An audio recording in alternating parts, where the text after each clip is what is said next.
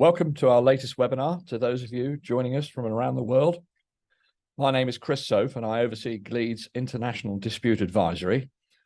I'm a past president of the Chartered Institute of Building, fellow of the RICS, and serve on the national panel of the American Arbitration Association.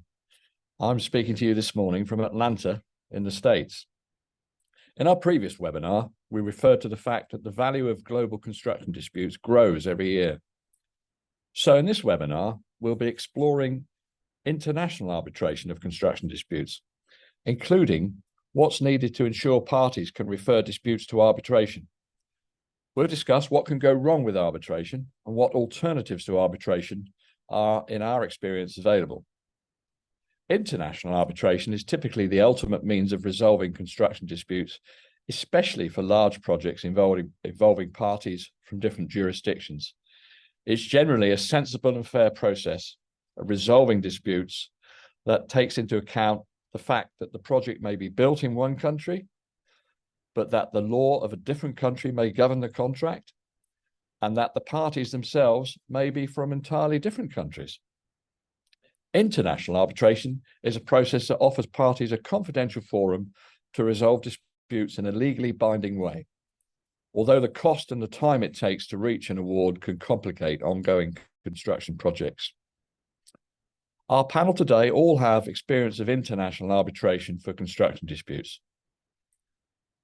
But commonly, of course, disputes are resolved by other methods, whether mediation or other forms of alternative dispute resolution, sometimes known as ADR, or simply commercial negotiations between the parties. Often several factors dictate what will be the most suitable means of resolving particular disputes, such as the value, how technically complex the dispute is, and the strength of the relationship between the parties, as well as how soon and what type of decision is needed. So before I introduce today's panelists, let's just run a poll. So how often does your company refer disputes to arbitration? And the poll is never, sometimes, most of the time, or always. Give that a minute or two for everybody to select one of those.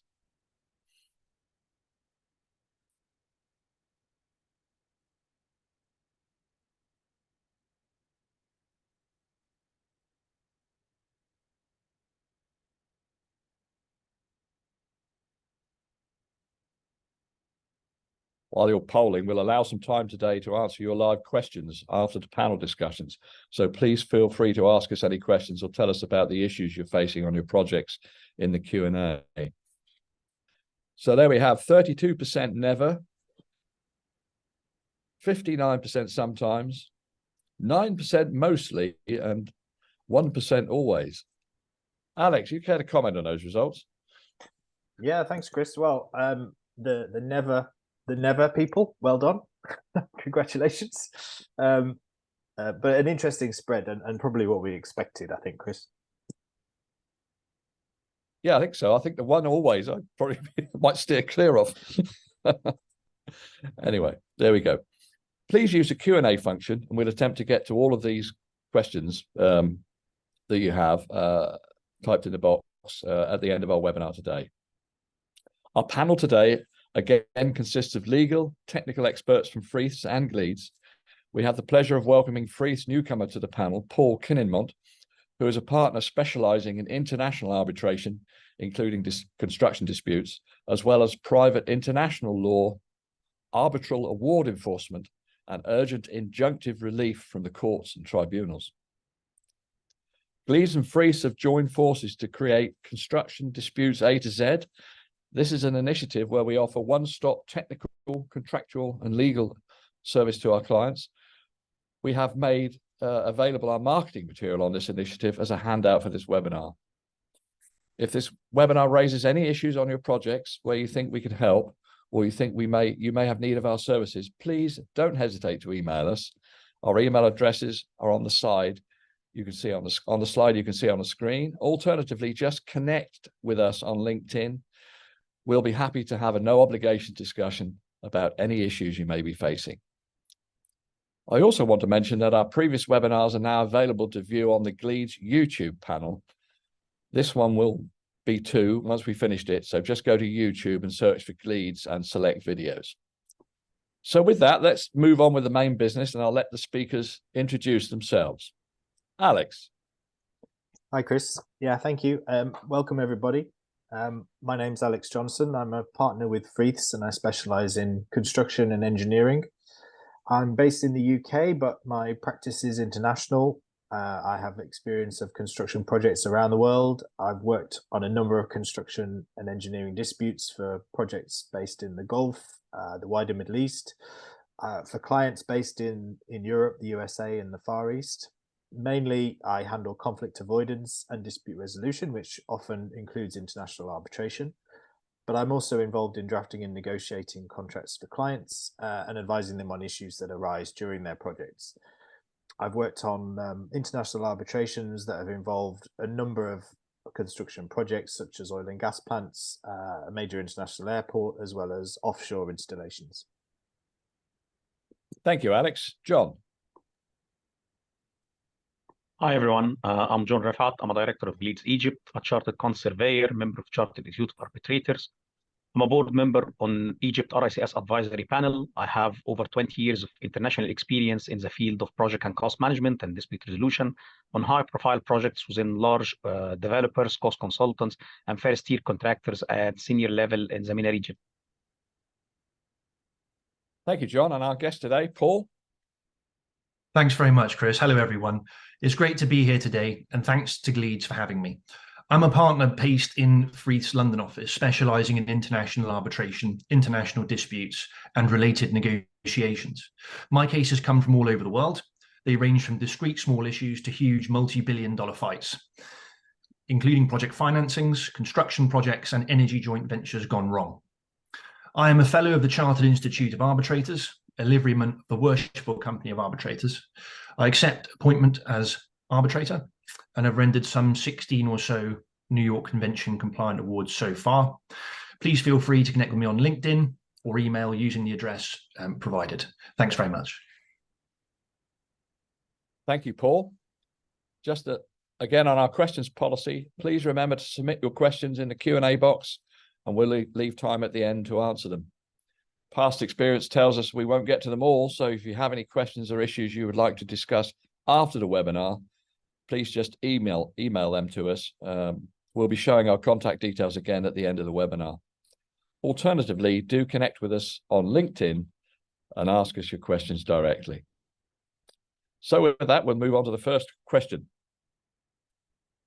Perhaps a very basic question, and maybe I'll go straight to our guest speaker for Paul to explain an overview of what international arbitration is. And perhaps Alex and John can then share their experiences of international arbitration.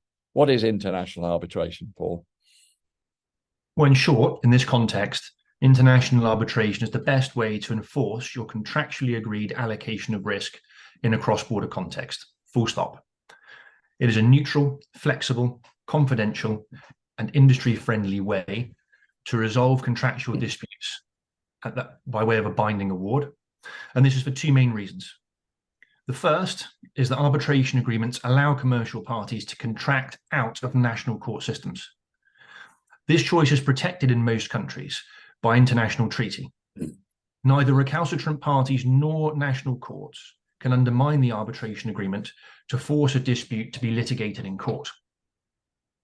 Second, the arbitration awards that result from arbitrations can be readily enforced in most countries, broadly speaking, in the same way as local judgments that originate from those countries. Again, these awards are protected by international treaty, and this makes it very difficult for award debtors or national courts to frustrate their enforcement. As for the arbitration process, the parties usually agree to incorporate the rules of an appropriate arbitral institution, such as the ICC or the LCIA, into their contracts. These rules contain arbitration best practice, saving time and cost. The parties can agree their own so-called ad hoc process, though, if preferred, and there is the flexibility to do that. Within these frameworks, parties usually select their own arbitrators, who then run the arbitration. How it is run is influenced heavily by the legal backgrounds of the parties and the tribunal. For example, the common law approach to evidence is very different to the civil law approach. And no doubt we'll pick up on several of these themes in more detail and in the construction context as we proceed. Chris. Thank you, Paul. Alex, do you have a viewpoint on what is arbitration? Yeah, thank you, Chris. Yeah, so I approach this from the opposite direction to Paul, really. I'm a specialist construction and engineering lawyer, and so I advise owners, contractors, consultants, funders, all of those involved in construction projects. And so I agree with Paul up to a certain point. International arbitration is, I think, in some, if not many cases, the best way to resolve cross-border construction and engineering disputes. And for example, I've advised clients in international arbitration in the oil and gas, offshore, major infrastructure sectors in a number of countries. And it's fairly typical for international arbitration to be selected as the final forum for resolving disputes on these type of projects. And there are several sensible reasons for this. As probably we all know, in international construction projects, commonly you'll have a project site which is located in one country. You'll have an owner possibly from the same or sometimes even a different country. The contractor is from yet another country. And of course, there are all of the subcontractors and suppliers involved who are often a network of places around the world. And so also in Middle East jurisdictions, for example, international contractors are often carrying out work on projects with a locally established company entity, or indeed with other JV partners, other international contractors. And so you really do need a forum for these parties to settle their disputes, which is an amicable and fair place to do so. And international arbitration certainly offers that. It is an independent and neutral evaluation of a dispute. And by their nature, I think construction disputes on international projects tend to be high in value. They tend to be complicated. They tend to require a lot of expert evidence on technical issues, on schedule delay, and on quantum. And so some of these mega disputes are really so big that there's no other practical way of resolving them outside of an arbitration. And so arbitration is particularly well suited, I think, to cases where there's a lot of money at stake, where there are complex technical issues involved, and where you have a number of issues such as delay, defects, disruption, and other financial claims. But having said all of that, most construction disputes, in my experience, don't result in a final arbitration hearing, and oftentimes they don't even reach arbitration at all. And I think the reason for that is that for all of the benefits that Paul has mentioned, arbitration is just as a fact incredibly expensive and takes a long time as a process. So unless the money being claimed justifies using that process, I think often the threat of the arbitration is more of a deterrent and encourages parties towards reaching an amicable settlement of the dispute, which can be achieved in a shorter timescale and often at a lower cost. And as a very recent example, this is exactly what happened. We were preparing a case for arbitration, but because really neither party wanted to go there, they came to a commercial settlement instead. So that's often what we see in practice. Thank you, Alex. And you can see lots of complexity evolving there on international arbitration. John, do you have any views on what is arbitration from a technical standpoint? Yeah, Chris. Actually, I agree with Paul that international arbitration is a good way for resolving disputes between parties from different countries without going to court. However, acting as a chartered conservator, I believe of dispute avoidance rather than dispute resolution. So the construction dispute, for example, in Egypt and most of the Middle Eastern countries tend not to proceed to formal arbitration, as they are commonly settled through mediation, amicable settlement, and neutral determination. I have seen parties in construction disputes sending the required notices for arbitration and proceed with starting the arbitration process. But as Alex said, majority of construction disputes refer to arbitration do not result in a final hearing. So arbitration can be a useful backdrop for other efforts by parties to seek an amicable resolution of the dispute in a shorter time scale and a lower cost. Thank you, John. So often the threat of arbitration uses a stick there. Exactly. So second question, how do the parties ensure they have the option to refer disputes to international arbitration along with the binding and enforceability aspect? Again, I'll go to Paul first on that one. How do they ensure they have the option to refer disputes to international arbitration, Paul? Oh, in short, in two ways. The first, they must include an arbitration agreement as the dispute resolution clause in their contract. And second, that arbitration agreement must be legally valid. That is to enjoy the international treaty protection that I mentioned earlier. Now, in order to be legally valid, the arbitration must, at a minimum, contain two things. First, a clear intention to arbitrate, which constitutes the parties opting out of national courts, as I mentioned. And second, a seat, sometimes called the place of the arbitration, usually a neutral country, not associated with either party, which enables a party to enforce this choice, if necessary, through the courts of that seat. In addition, arbitration agreements usually specify their scope, their governing law, and a choice of arbitral institution. Often, in lower value contracts, parties will choose to use the boilerplate arbitration agreements drafted by leading arbitration institutions, which give them easy access to arbitration best practice. However, in higher value or more complex cases, those that Alex mentioned earlier, bespoke arbitration agreements are tailored to the needs of the parties and or the project or transaction.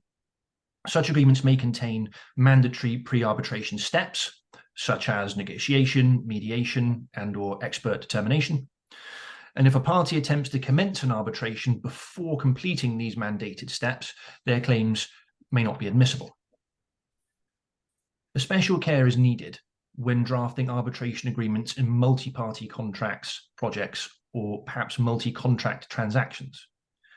Here, tailored drafting will be required to address tribunal appointment. So, for example, how do 7 parties appoint 3 arbitrators fairly? That needs to be covered. Joining parties to arbitrations against their will can also be difficult, so it's good to get that permission up front in the contract if possible.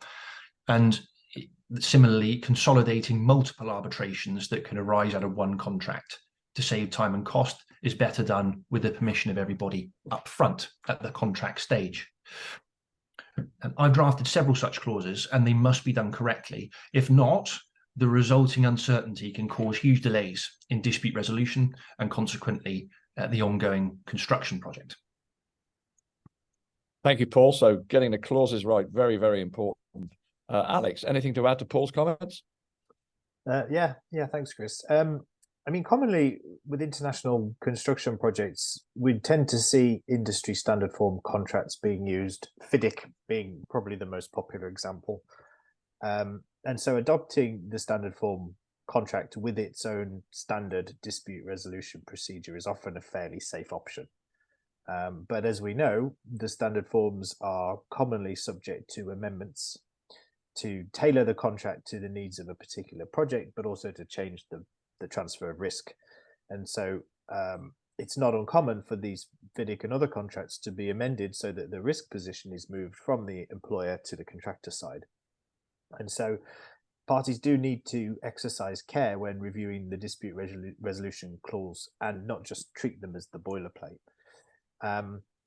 So those familiar with the 2017 FIDIC form of contract, for example, will know that the steps that lead towards dispute resolution is a conveyor belt type procedure, and it's also quite convoluted. If we take the 2017 Silver Book FIDIC as an example, and I'm massively summarizing, the settlement of the dispute by arbitration is essentially subject to there being dissatisfaction with the employer's representative's determination, to there being dissatisfaction with the DAAB's decision, and the DAAB is the Dispute Avoidance / Adjudication Board, there being failure to comply with the DAAB's decision, or there being no DAAB in place at all. So subject to all of that, any dispute where the DAAB's decision has not become final and binding is settled by international arbitration. But there's a long series of steps to get there. And unless the parties agree otherwise, the dispute is settled by the ICC rules by 1 or 3 arbitrators and is conducted in the ruling language which is defined in the contract. And arbitrators have wide-ranging powers to open up certificates and determinations unless those documents have themselves become final and binding. And so the FIDIC dispute resolution procedure in the 2017 editions, I think, is particularly complicated. And so there is often a case to replace it with something simpler, mainly that removes the DAAB entirely when the project doesn't justify the costs of having one. And so commonly the dispute resolution procedures in international construction contracts will be either something similar to the standard form, or there'll be a tiered process, which is essentially negotiations at different levels of the contracting organizations. So it could be the senior project management team and then the senior management team before reaching an arbitration. And there could be options such as optional mediation or optional expert determination for particular issues. But as Paul explained, I think what's important is to ensure that the arbitration clause, whatever contract you use, is one that's clearly drafted and which leaves nothing that's uncertain or undefined. And using an industry standard form of contract without changing it is generally a safe way to ensure that that is the case. Thank you, Alex. So using a standard form and boilerplate is great, and some interesting escalation provisions there. John, how do we ensure the option to arbitrate exists in the Middle East and Egypt in your neck of the woods? Actually, it is important to ensure the existence of a well-drafted arbitration clause, leaving nothing uncertain or undefined. In the Egyptian market, we always recommend to our clients to use standard forms of contracts and use model arbitration clauses issued by international arbitration institutions to avoid such ambiguities at a later stage. Parties need to double check, actually, Chris, the arbitration clauses carefully when drafting the contract, and asking for legal advice will help as well. Addressing the law governing and the jurisdiction is one of the most important and critical clauses to be included in the contract, and failing in determining those clauses might lead to unpleasant consequences. So giving attention in including valid clauses and not just cut and paste, which is what is happening from previous contract, will eliminate any risk to be found and guide the parties whenever a dispute arises. In Egypt, arbitration generally is governed by law number 27 that became effective in May 1994, promulgating the law governing arbitration in civil and commercial matters, which is actually influenced by the UNICITRAL model law and the principle on which it is based on. This law cancelled a couple of articles from the Egyptian Code of Civil Procedures. The provision of this law applies to all arbitration between public and private law persons, whatever the nature of the legal relationship around which the dispute revolves, when such arbitration is conducted in Egypt or when the international commercial arbitration is conducted abroad and the parties agree to submit it to the provision of this law. Arbitration is commercial within the scope of the law when the dispute arises over a legal relationship of an economic nature, whether contractual or non-contractual. So even if there is not a clear definition, we can refer, if it's just referring to the Egyptian arbitration law, there will be clauses defining a lot of things. But as Alex and Paul said earlier, a well-drafted clause with help of a legal advice without cutting and pasting from previous contracts, without verifying them, is a mandatory thing, actually. Thank you, John. And some important advice there, but the general theme is stick with the standard clauses. Third question then, what can go wrong with arbitration clauses? We've heard a little bit about sticking to the standard clauses, but what can go wrong with them? Paul?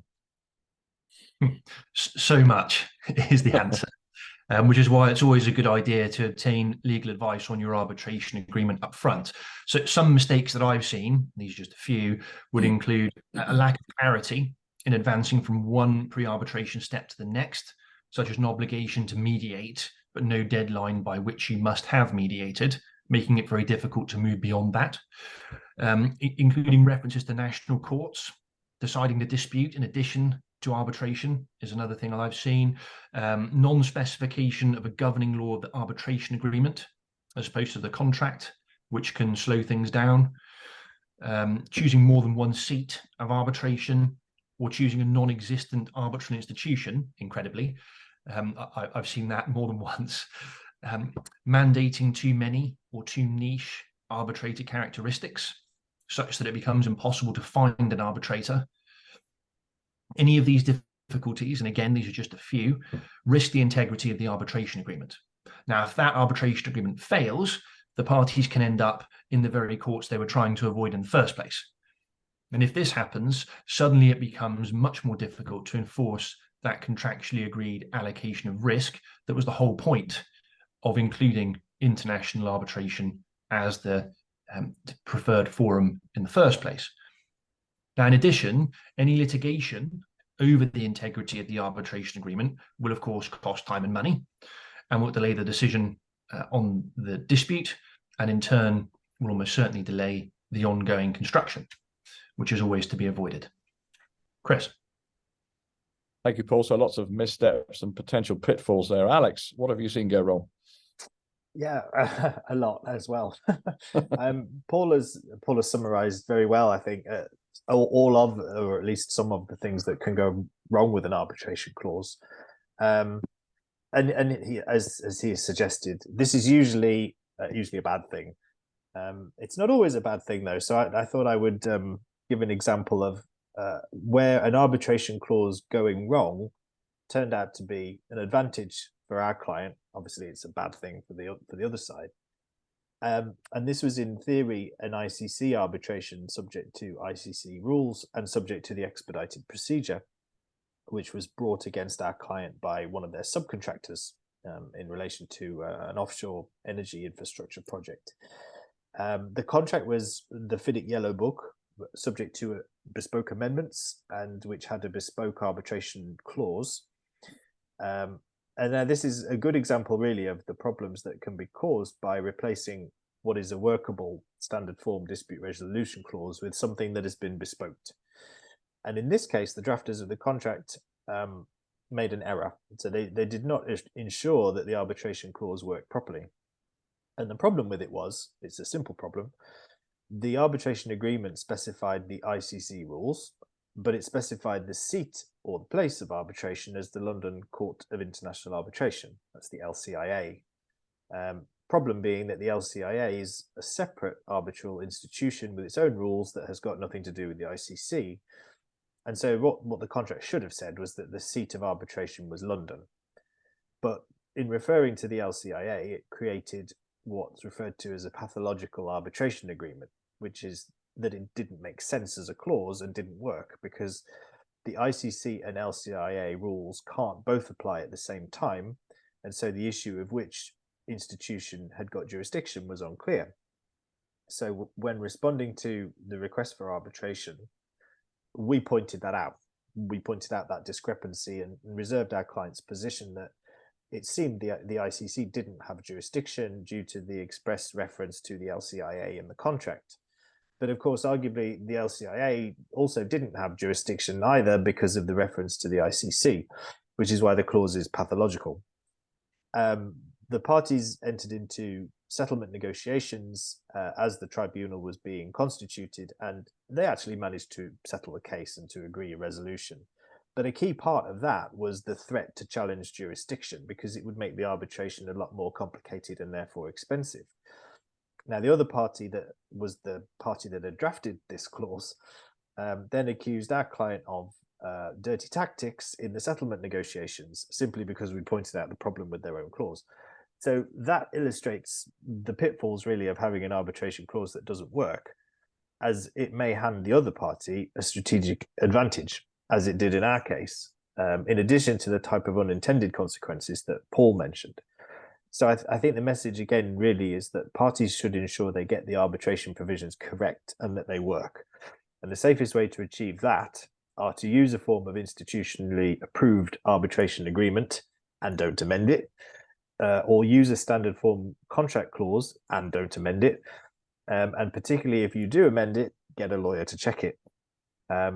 Slips of the pen when it comes to drafting can and do cost millions of dollars. So drafting errors can have a very substantial impact on the dispute itself, because arbitration practitioners will use these type of points to their advantage. Thank you, Alex. That's very interesting. And I didn't think I'd hear about a pathological construction clause or arbitration clause. That's scary for anybody. John, how have you seen things go wrong? A lot got wrong, actually. Trying to be clever by mixing and matching arbitration clauses from number of agreements, especially if it's a cross-border thing, creates big conflicts and confusions. I have seen agreement where the applicable law is different than the procedural law, where the seat of arbitration is different from the location where the project is being executed, where it mentioned wrong name of arbitration institutions rather than was the one actually intended by the parties, which need to be amended at a later stage to went to this.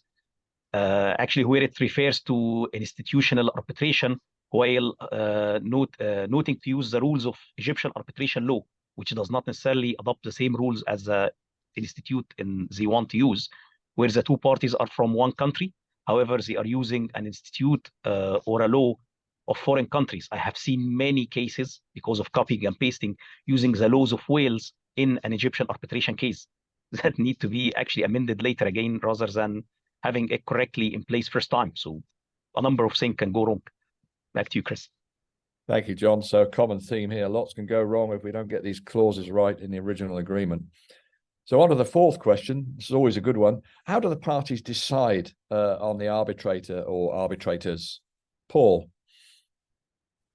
Well, assuming that the parties have got the arbitration agreement right, this usually is the most important question to decide in arbitrations. And in low-value arbitrations, the decision can be outsourced to an appointing authority, so you get a neutral appointment quickly.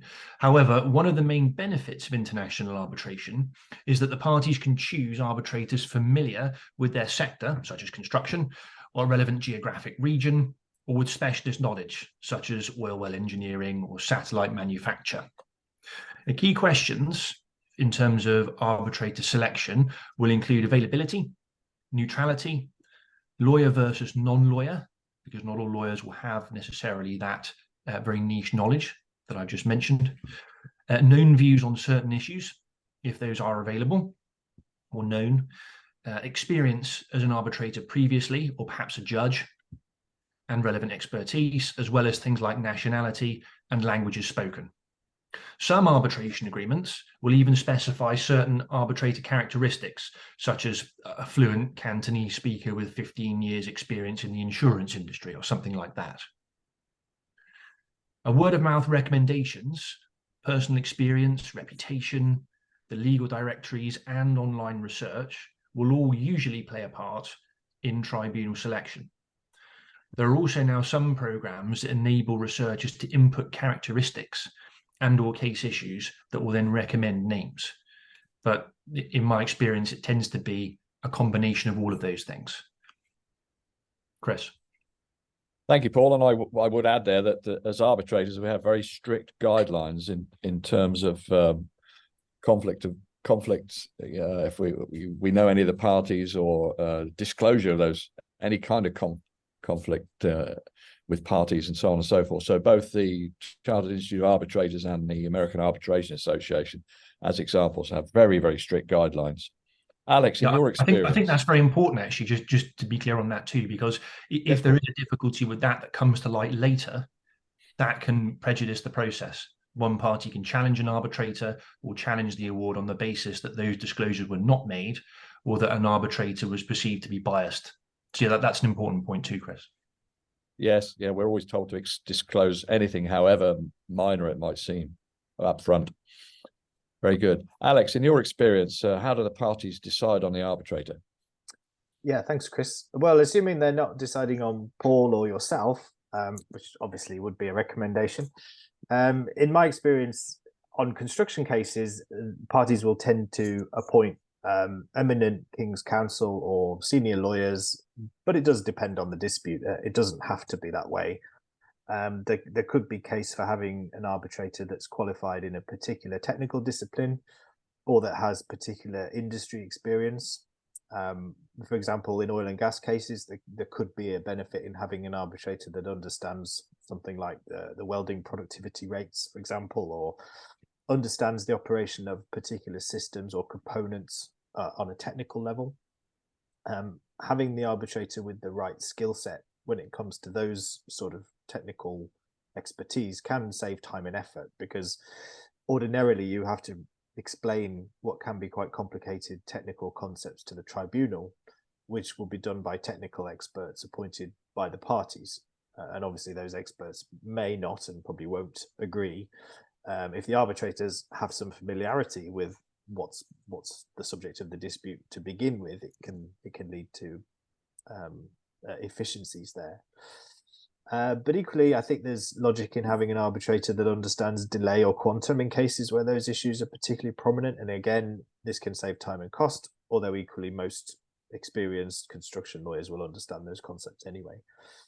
I think further, although construction contracts like the FIDIC standard form are essentially English law style contracts, the parties can agree on any governing law they wish, which is always to be borne in mind. So if the works are being carried out in a country with a civil code jurisdiction, it could be that the parties have agreed to apply that particular law. So this can create tension in cases where you have an English law style contract, such as the FIDIC, but a civil code governing law. And there's a question of whether it's better to have an arbitrator qualified as a common law lawyer or qualified under a civil code. And my view is probably the latter, because the civil code can substantially affect how a contract is interpreted. So, for example, some civil codes will permit liability caps to be challenged, and that's not generally possible under English law. So because the civil law can interpret the way in which an English law contract is construed, and that being alien to common law practitioners, it can be sensible to have civil code arbitrators. And I think the final point to remember is that the pool of arbitrators on complex construction disputes is pretty small. Typically, it will come down to the usual, as I said, King's Counsel and senior lawyers. So there is a strategic advantage to securing the arbitrator that is renowned if they have particular knowledge or particular project or industry process experience. Thank you, Alex. John, how have you seen arbitrators chosen? Actually, Chris, it depends on the number of arbitrators, which always need to be an odd number.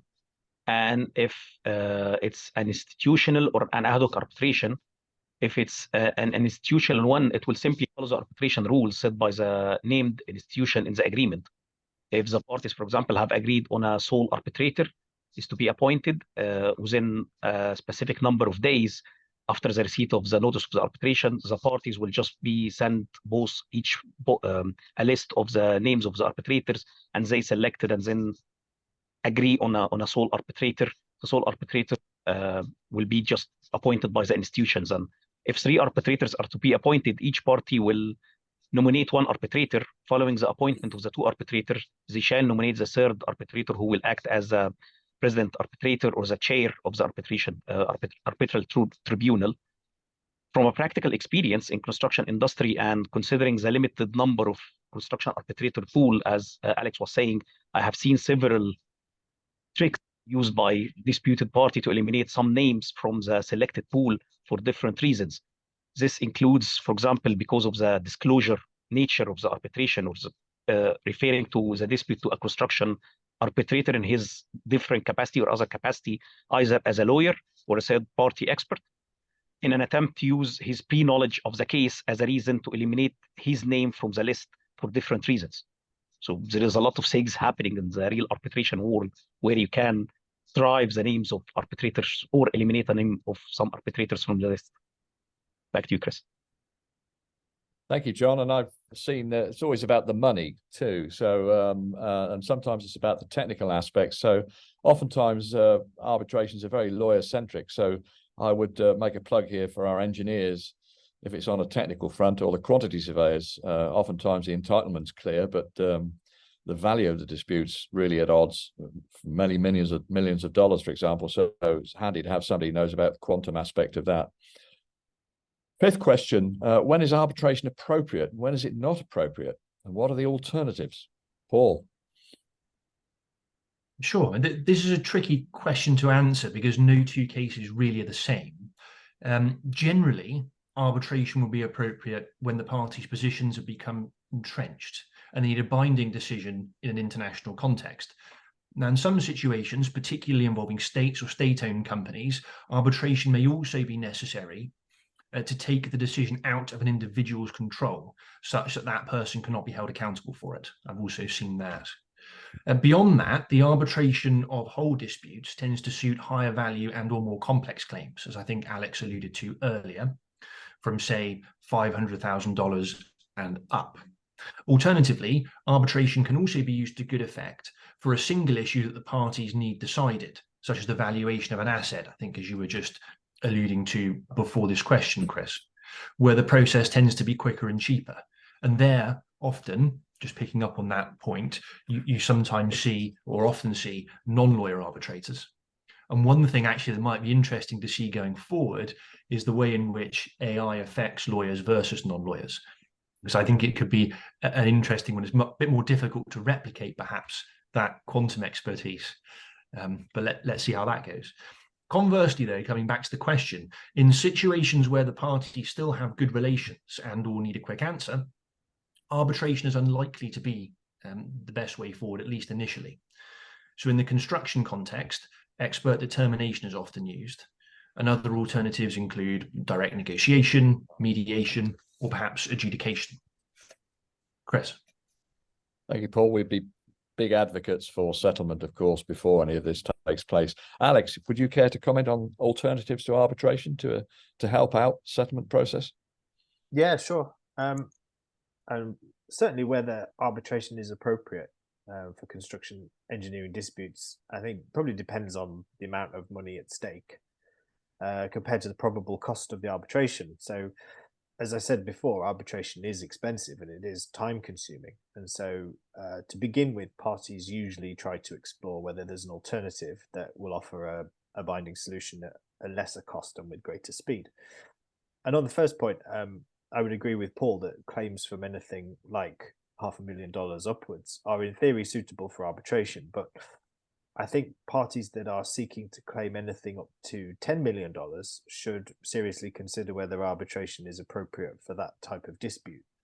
And that's due to the cost versus the claim amount. And typically lawyers will consider a ratio of about 1 to 4. So you would spend 1 in order to make a claim for 4 or to defend 4.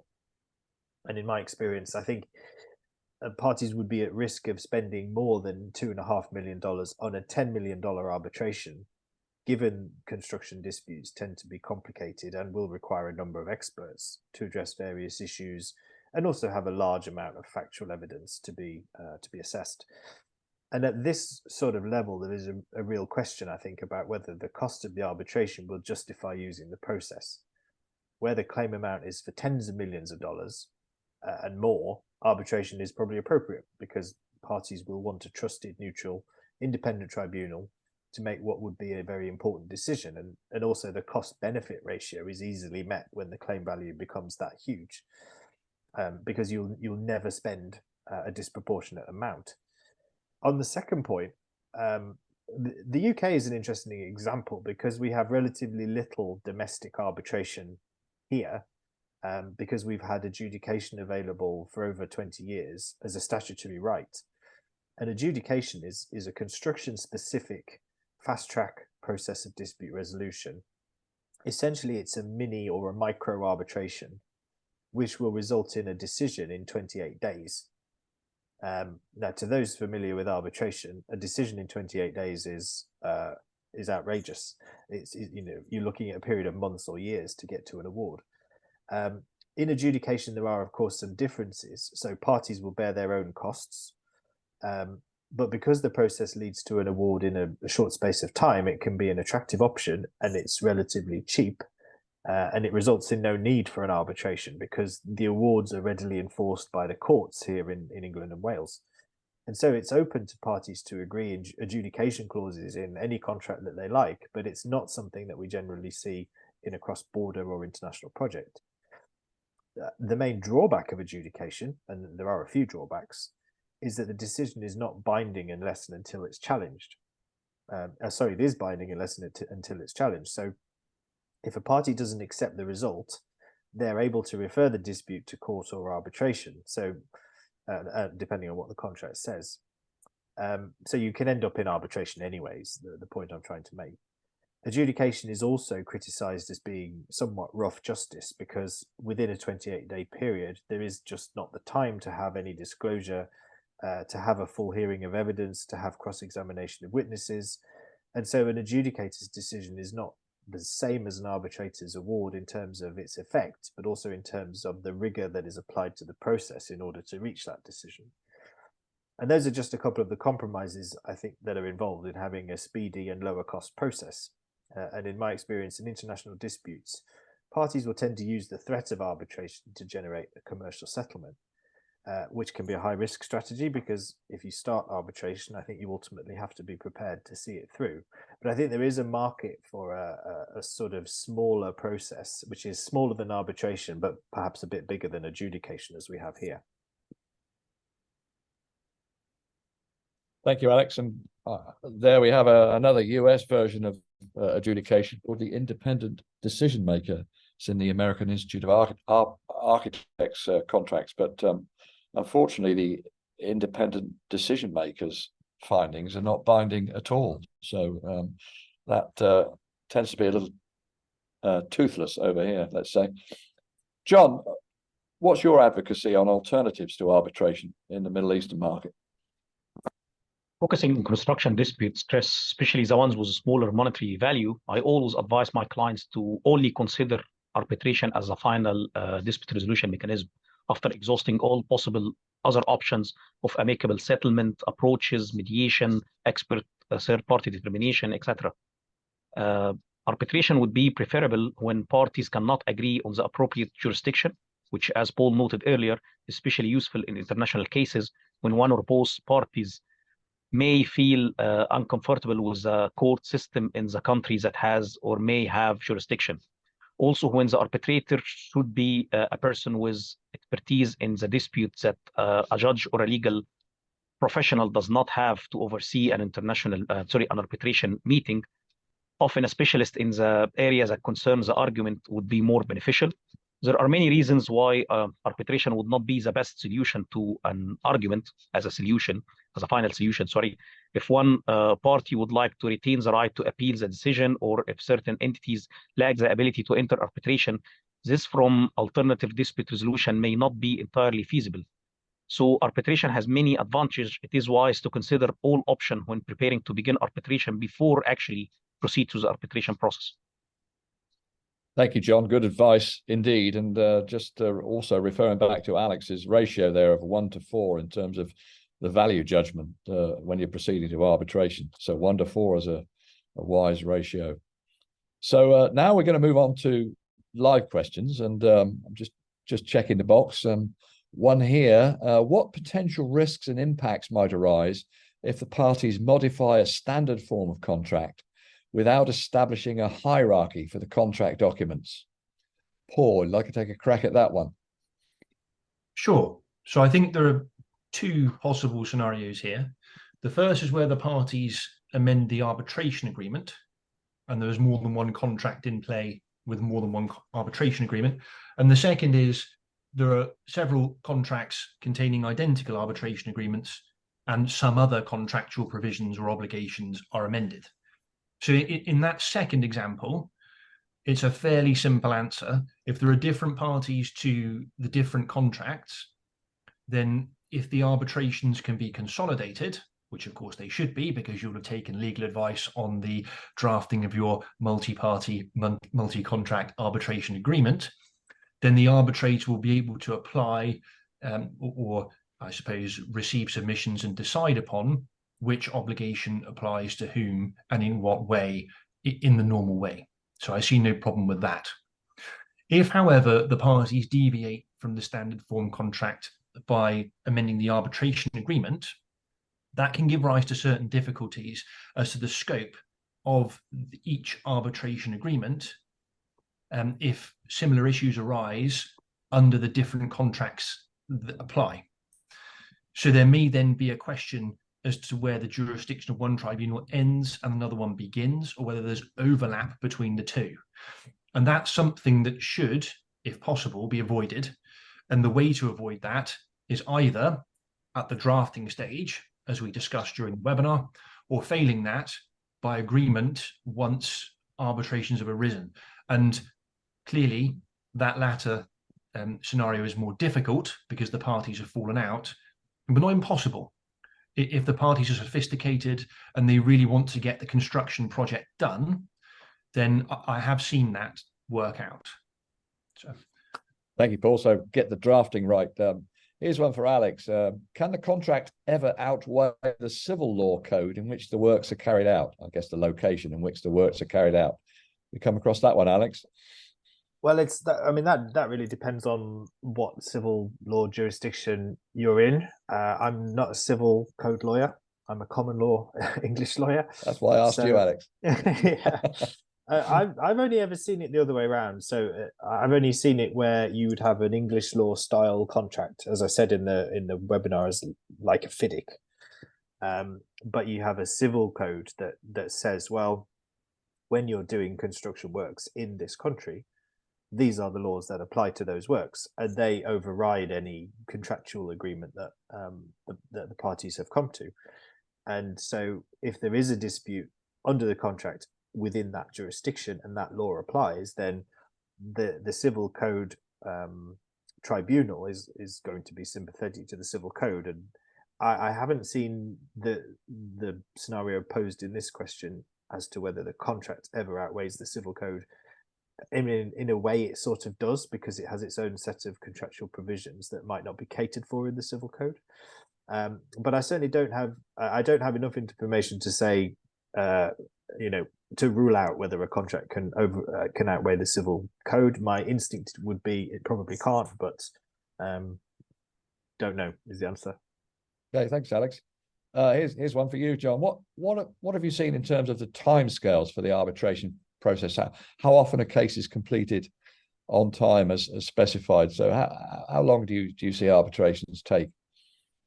Generally, in complex cases, it doesn't take less than 18 months, and it's sometimes go to 24 months. So this is my experience of it. I haven't seen anything finishing before this if it's a complete arbitration process. But at some arbitration cases, I have seen parties, after, let's say, first hearings, go and do an amicable settlement and sort it out within, let's say, 6 to 9 months, for example. But it's a different process. The arbitration durations generally within the contract and rules are a bit aggressive, but it always be amended in by agreement of both parties to continue the process until it reach its final settlement. Thank you, John. So roughly 18 months, and no doubt there's sometimes a lot longer as well. In an international project, this one for Paul, when it comes to choose the appropriate form of standard contract, do you have a view on what contract is better, JCT, FIDIC, AIA, and so on and so forth? So obviously the complexities of the international forum come into play here. So what's a very good contractor to use as a starting point? Probably is the question. Well, I think without wishing to dodge the question, that is really dependent upon the type of project and where it's located. But I think I'm going to actually cheekily defer to my colleague on that, because I know that he deals with a lot of these things in his practice more regularly than I do. So I won't mind, Alex, but if I can perhaps I'll over to you. Yeah, of course. I mean, in an international catch the ball, project, Alex. Yeah, no, I got it.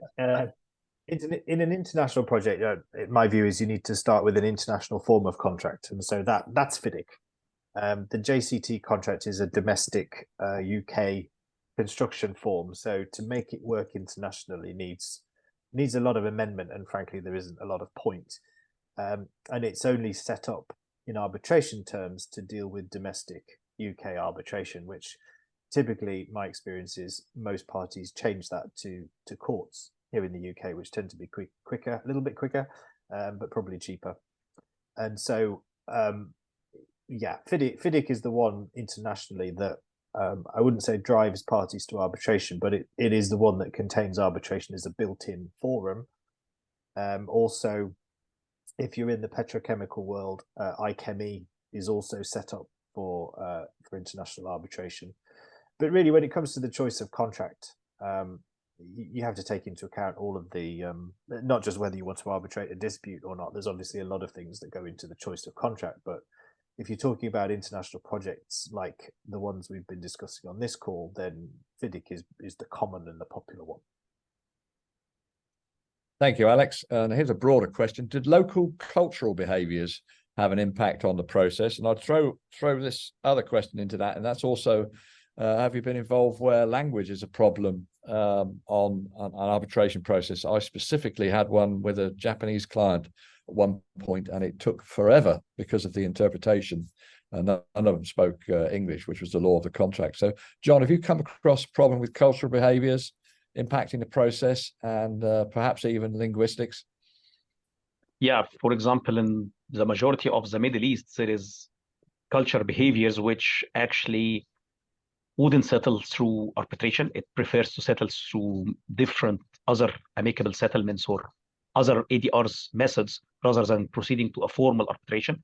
As long as the project is completed and there is no harm actually done to the employer, he prefers to conclude all the claims and all the disputes in a session where, as we were joking in the beginning of the session, they sit and argue for a number of hours and just find a conclusion to this and sort it. So this is something which is culturally not in the Middle East, generally not preferable to proceed to full arbitration. They use all the ADR methods except proceeding to litigation or arbitration at the end, trying to avoid it as much as possible. And the other thing about the language barriers, I have seen parties where actually the contract is in English and everything is running in English. However, in the clause, they have said that the arbitration need to be run in Arabic. And this is actually a big problem because everything needs to be translated, and it limits as well the pool of the arbitrators and the lawyers to a specific pool where you need to find specific construction experts who can deal bilingual, because the certified translation does not always come 100% compliant or reflecting what was intended in the correspondences, for example. Thank you, John. I think also for the arbitrator and the arbitral institution managing the process, cultural awareness is very important. How do you handle somebody's business card? How do you say good morning and thank you and so on and so forth? So I think anything like that can be brought to the table to assist with cultural awareness to help the process go more smoothly is very important for the arbitrator as well. Can I come in briefly? Question? Paul, yes? I just thought I'd add in terms of the process, it really does make a huge difference. I mean, some of the things I've seen, for example, something as basic as how do lawyers interact with the witnesses and how do the witnesses interact with the tribunal? So in some countries, it's illegal to coach witnesses. Mm-hmm. In other countries, it's almost expected that you're going to have a detailed discussion with your witness in advance of that witness giving evidence. And so how do you as the tribunal make sure there's a level playing field? Or how do you as one party on one side of that cultural barrier ensure that level playing field? And so these are things that need to be taken quite carefully into consideration, either by reference to soft arbitration law, that is to say guidelines that can be applied by agreement to a given process, or by specific agreement in the procedural orders in the arbitration. But I think that point about different cultural viewpoints, whether from the parties or those representing them, is huge. And it's something that you need a bit of experience to be able to navigate to ensure that the process is optimal. Thank you, Paul. And there's another interesting question come in. What's the right of appeal in arbitration courts, and what's that like? Let's start with Alex. Yeah, I'd probably defer to Paul, but essentially there isn't one. But Paul's probably got more to say. I think that there are sort of two different things. There's the appeal in the traditional sense on a point of law, and as a matter of English law, the parties can choose to contract out of that. So it does exist, but you very rarely see it. The second is, and this may be what's meant, is there a way to challenge what's going on either in the process or to challenge the award itself? And the answer is yes, there are things you can do. So one thing you can do is you can challenge an arbitrator for perceived bias to get rid of the arbitrator during the process. What you usually see at the award stage is one of two things. The first is an attempt to set aside the award. That is to say that the award is wrong for some reason. So perhaps it was obtained by a bribe, or perhaps there was something that happened during the arbitration process that went so wrong that the award just cannot be correct, or perhaps the award attempts to override some public policy consideration. So legally it cannot stand. And that defeats the award entirely if successful, but that is very, very rare. And I think both of those points play into the certainty that parties want from arbitration, and that they know that they have that ability to enforce their contractual allocation of risk. And that the final point, which you see a bit more from recalcitrant parties, is an attempt to resist the enforcement of the award. So the award stands and it's perfectly legal, but they have a problem with paying the award. And so they attempt, usually through the courts where they have assets, in the jurisdictions where they have assets, to stop the winning party from actually monetizing the award. And that is something that I've seen a lot, but it should be said that in most arbitrations, people just pay. And actually, in the construction context, that particularly tends to be the case because, of course, everyone wants the project to succeed. So I think those would be my thoughts on that. Thank you, Paul. One last question before we wrap up. Some of your attendees will be familiar with the use of adjudication in the UK, or the independent decision maker I've mentioned in the US. To what extent does the panel think adjudication might be embraced or even championed as an alternative to international arbitration? So do you think there's any chance it might develop and be championed and formalized by the UNCITRAL model law and international arbitration? I'm going to try and keep these answers short because we're short on time. So any chance that would develop into international forum? Alex? Yeah, and I think if it was going to, it probably would have done by now. It's been around, as I said, since in England and Wales since 1996. So there's been every opportunity for it to be internationalized as a process, and I think for varying reasons that Paul can probably explain better than me, it hasn't been. I think it works in the UK because of the specifics of our industry in terms of the desire to protect parties from insolvency, particularly through the late 90s, which is where it all came from in the first place. Was in everybody's mind. Yeah, I think probably not. I think the opportunity has been there, but I do think there is probably merit to having a curtailed arbitration procedure. Yes, John, have you seen any inklings of that in the Middle East or the Egyptian market? Somebody latching on to adjudication or a shorter process?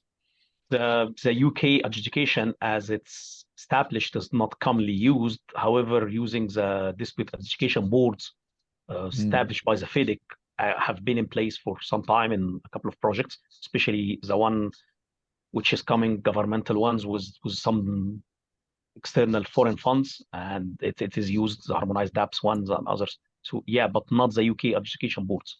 Sorry, not Good the point. UK formal adjudication. Yeah. What about you, Paul? Finally, have you seen that have any legs internationally? So the main difficulty with adopting adjudication internationally is the wherewithal to enforce adjudication decisions abroad. And that can be tricky because I think, as Alex alluded to earlier, they're not necessarily final. All that's required is to challenge them, and suddenly they're no longer final.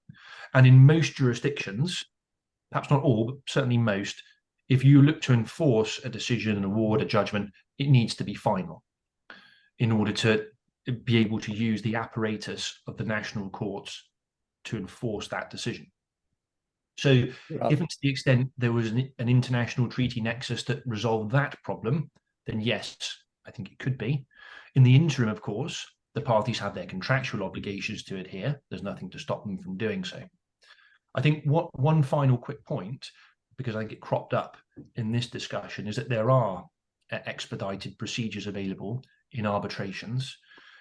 They tend to work best for lower value claims. Indeed, some of the big institutions have bespoke regimes for lower value claims that get you to an award much more quickly. So think 4 to 6 months rather than the 18 to 24 that John rightly mentioned earlier. Thank you, Paul. And I'd like to thank the entire panel. We're going to wrap up now. So thank you to the CIOB and the RRCS and the ACCE for supporting the webinar.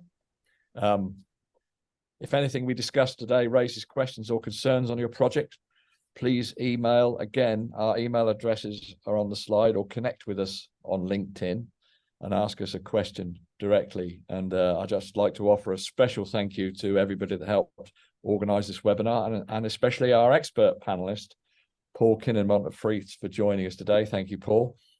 We truly hope this session has been valuable to everybody who attended, and thank you all for attending. Goodbye from Atlanta, London, and Cairo.